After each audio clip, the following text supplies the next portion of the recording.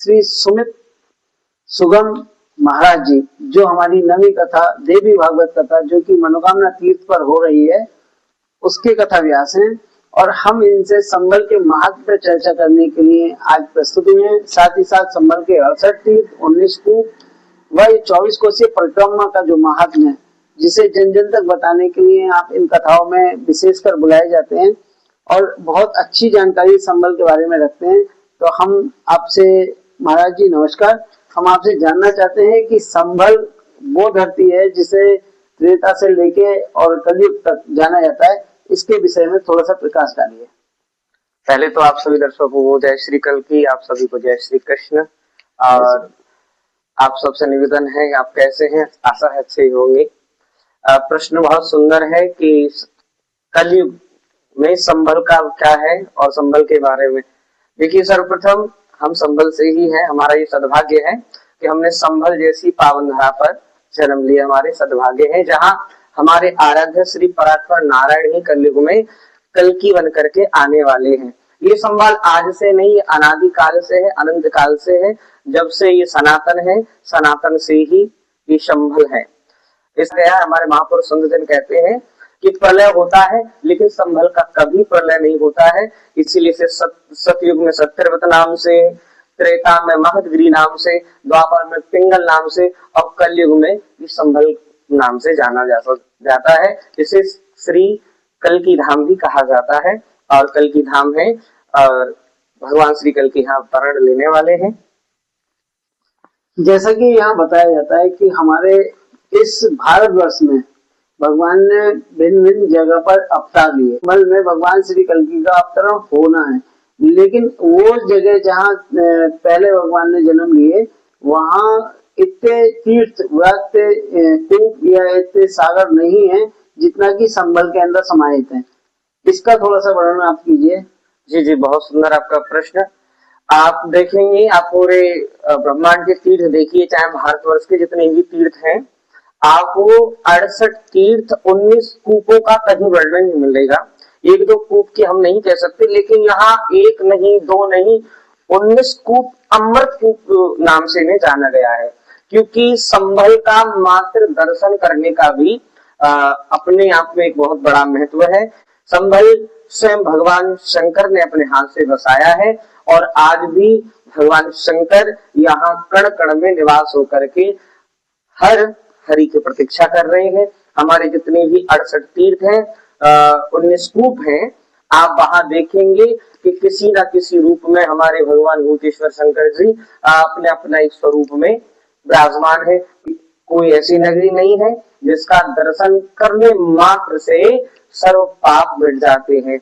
और कहते हैं ब्रह्मांड के जितने भी तीर्थ कीजिए, आप विश्व के तीर्थ किए, भारतवर्ष में जितने भी तीर्थ हैं आप नहीं कर सकते, लेकिन जितने भी हमारे भारतवर्ष में तीर्थ हैं वो सभी आकर के भगवान कल्की नगरी में निवास करते हैं। क्योंकि यहाँ कलयुग में अवतार होने वाला है, इसलिए सभी भारतवर्ष के जितने भी तीर्थ हैं वो सभी चल करके संबल नगरी में निवास करते हैं। यहाँ 68 तीर्थ, 19 कूप और 24 कोसीय परिक्रमा लगाई जाती है। और जो एक बार परिक्रमा करके यहाँ जो भी भक्त करता है, उसे समस्त संसार में जितने भी तीर्थ हैं, हमारे भारतवर्ष में जितने भी तीर्थ हैं, उन तीर्थ का दर्शन करने का लाभ केवल संबल में आकर के परिक्रमा लगाने से, संबल के दर्शन करने से प्राप्त होता है।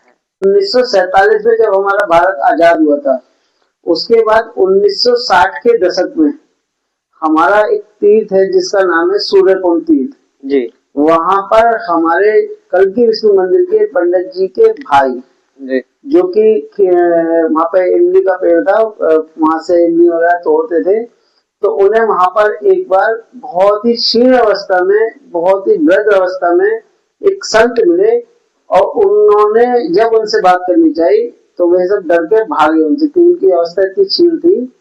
बाद में हमें पता चला कि वह ब्रह्मा जी स्वयं वहां तपस्या कर रहे हैं कि भगवान कल्की जी शीघ्र संबल में अवतरण हो, लेकिन उन्होंने वह जगह छोड़कर अब हरिहर मंदिर पर ब्रह्मा जी भगवान हरि की प्रतीक्षा कर रहे हैं और वहीं पे वो अपना जो समाधि लिए हुए हैं, ऐसा लोगों का मानना है, ऐसा उन लोगों को मानना है जो 60 के दशक में उस समय इस बात को सुना था, क्योंकि उस समय बहुत अच्छा खबर चली थी। तभी भगवान कल्कि की लौ सभी में लगी थी और तभी से हमारे कल्कि विष्णु मंदिर की जो उत्पत्ति है, मतलब कहते हैं कि जन्म तभी से शुरू हुआ संभल में भगवान कल्कि का, वो दशक था 1960 का।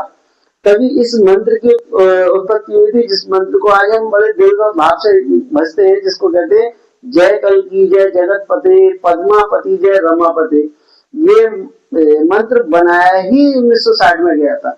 मतलब इसको कहते हैं कि अगर आप पुराणों में इस मंत्र को देखेंगे तो आपको नहीं मिलेगा, लेकिन 1960 में जब ऐसा एक वक्तव्य संभल में घटित हुआ, तो कहते हैं उसी के बाद कल्कि जी के इस विषय सबसे पहले जो कैच करा वो दिल्ली वालों ने कैच करा।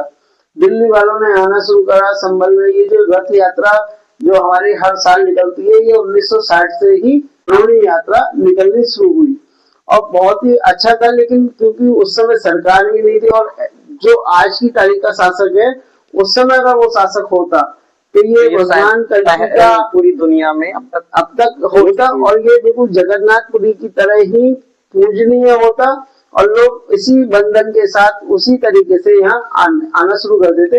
लेकिन शासक कमजोर था या शासक का मन ही नहीं था। जैसे कहते हैं कि रावण राज, जैसे कि कहते हैं कंस राज पहले भी था, तो अभी भी वो सब चीजें इकट्ठी होती चली आ रही।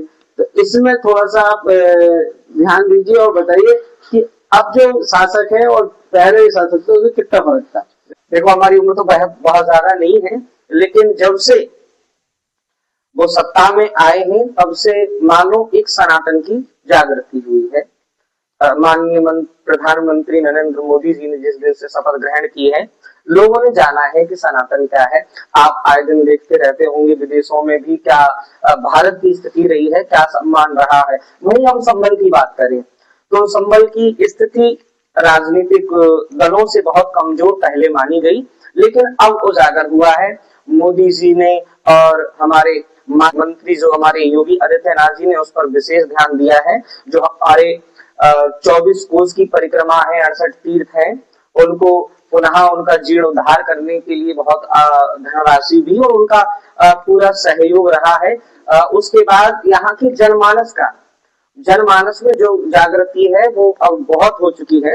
कल्कि परात्पर नारायण के ही अवतार हैं और उनके अवतार यहाँ जब अनेक कल्पों में यहाँ हुए हैं और कलयुग में अब होने वाला है। तो लोग जाने कि 24वें अवतार में कल्कि भगवान कहाँ जन्म लेंगे। लोगों में इसमें अनेक प्रकार के भ्रम है। कुछ उत्तर पूर्वी दिशाओं को बताते हैं, कुछ हिमालय के आदि है, कुछ दक्षिण भारत में, और कई वीडियो में आदि में आपने देखा होगा कि कुछ लोगों ने राजस्थान आदि में भी इसका वो दिया है, लेकिन वो सब मिथ्या है, झूठ है। आप संभल आइए, जब संभल आप आएंगे तो आपके हृदय से स्वयं ये आवाज आएगी कि हाँ, अवतरण स्थली कल्कि भगवान की स्थली वो यही सत्यव्रत संभल है, जो त्रिकोणात्मक परिधि में बसा है, जिसके 3 कोने पर तीनों महादेव अपने अपने स्वरूप में बैठे हैं। और ये संभल की बहुत अच्छी पहचान है।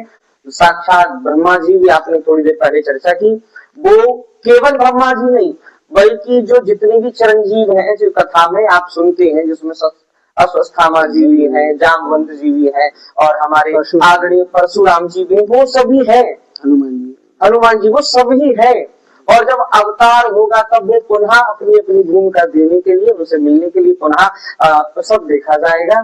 ऐसी संभल को बार बार नमन है, जिसकी तीर्थ की जितनी महिमा जितनी गाई जाए उतनी कम है। इसी में हमारा बड़ा सुंदर एक दर है, राष्ट्रीय कल्कि स्वयंसेवक संघ, इसकी बहुत सुंदर पहल रही है और आगे भी निरंतर काम चल रहे हैं कि लोगों में केवल एक उद्देश्य सनातन की जागृति हो और संभल के महत्व को लोग जाने। तो 12 माह 12 कथाओं का आयोजन किया गया है, जहां प्रत्येक माह में कथा होती है और हर एक तीर्थ पर कथा होती है, जहां भागवत कथा के माध्यम से, श्री राम कथा के माध्यम से, देवी भागवत कथा के माध्यम से लोगों को सनातन जागृति हो और संभल के महत्व को लोग जाने। संभल क्या है, संभल में ही क्यों भगवान का अवतार होने वाला है, क्यों इस स्थली को भगवान श्री हरि ने चुना है, तो वो सब यहाँ इन कथाओं के माध्यम से बताया जा रहा है। ये राष्ट्रीय कल्कि स्वयं सेवक संघ की एक बहुत अच्छी पहल है, जिसमें सभी लोगों को साथ देना चाहिए, आना चाहिए और वो जाने के संबल क्या है, सनातन धर्म क्या है और किस प्रकार से हमारे संबल को आदि लोगों ने, मलक्ष आदियों ने किस प्रकार से इस पर कब्जा कर रखा है। कुछ तीर्थ जो लुप्त है उन्हें पुनः ढूंढने का प्रयास भी सभी कल्कि सैन्य परिवार द्वारा किया जा रहा है। सुंदर वाणी में संबल को सागर में गागर भरकर सुनाया और बताया आपको। बस आपको पहल करनी है संबल के तीर्थों की। 2 संकल्प हैं राष्ट्रीय कल्कि स्वयंसेवक संघ के। पहला, मेरा तीर्थ मेरी जिम्मेदारी, क्योंकि दूसरा हमारा संकल्प है कि संबल जो कि एक भगवान श्री कल्कि की नगरी है, तो भगवान कल्कि जी से जैसे सजाना चाहते हैं, हमें उसके लिए शुरुआत कर देनी चाहिए। उसमें पहला काम है कि संबल की 24 कोसीय परिक्रमा के अंदर कम से कम 5 बड़े आश्रम हो, जिसके अंदर हमारे बच्चे शिक्षा भी ले सकें या गुप्तचार भी कर सकें और वहां रहकर भजन पूजन और भक्ति भी दिखा सकें। दूसरा सबसे अच्छा है कि यहाँ संबल में एक बहुत विशाल गुरुकुल बने, जिससे कि संबल के सारे व्यक्ति जो बच्चे कॉन्वेंट स्कूल में पढ़ते हैं वे गुरुकुल में पढ़ें और अपनी धर्म जागृति करें, अपने वेदों को पढ़ें, अपने साहित्यों को पढ़ें और अपने धर्म का प्रचार करने के लिए देश विदेश में जाएं।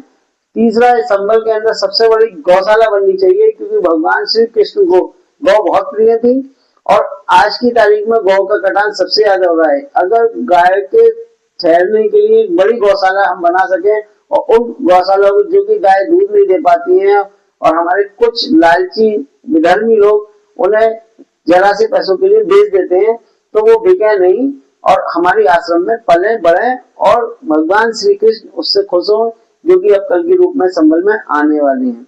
उनका अपना विशाल विग्रह हो, वह वहां आके जैसे राम जी के लिए 500 साल में एक भवन बनाए, लेकिन खूबसूरत बनाए, लेकिन भगवान राम आके जा चुके हैं, भगवान कल्कि तो आने वाले हैं। तो ऐसा विग्रह, ऐसा खूबसूरत मंदिर, ऐसा भवन बने जहाँ पर नित्य प्रति लंगर भी चले, भजन आरती भी हो और 24 घंटे का कल्कि जाप भी चलता रहे, तो भगवान को बहुत अच्छा लगेगा। और यह ही हमारी सोच और यही विचार है। इसीलिए कहने का अर्थ ये है कि एक कल्कि लहर भी पूरे विश्व में होनी चाहिए, पूरे भारत में होनी चाहिए और लोग भी जाने कि कल्कि भगवान की वो आने वाले, उनकी प्रतीक्षा बहुत ज्यादा नहीं है और एक कल्कि नाम की लहर हो, लोग जुड़े और लोगों में अपने धर्म के प्रति पुनः जागरूकता बढ़े।